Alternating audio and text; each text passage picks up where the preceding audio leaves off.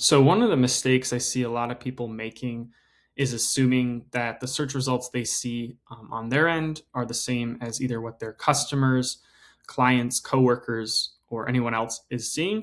And that is simply not the truth. There's a lot of personalization with Google nowadays, especially with location. And most people realize this for like a service-based business. You know that you need to look for what the results look like in that specific town or city.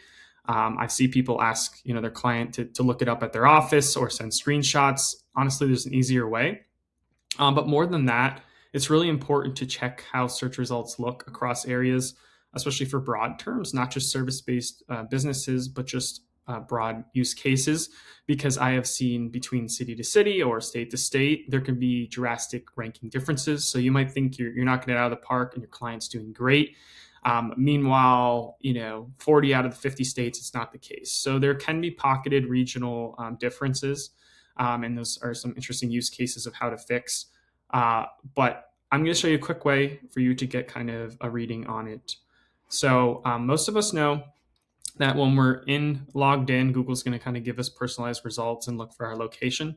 So you probably are thinking that you can just open up an incognito tab and then everything will be fixed there.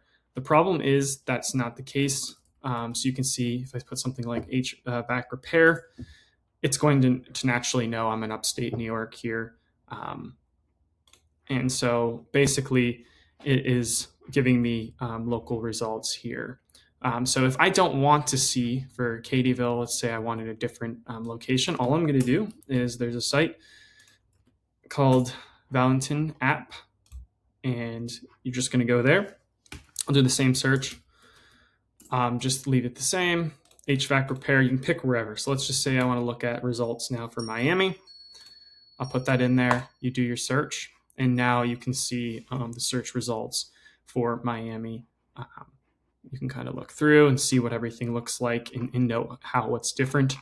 Another way to go even further is if you add this extension through Chrome, GoFullPage, that's going to allow you to just click. It's going to capture the entire screen. It's going to scroll down for you. And then you can save it as a PDF or a PNG. And then, you can look at between both screenshots and see how things are different.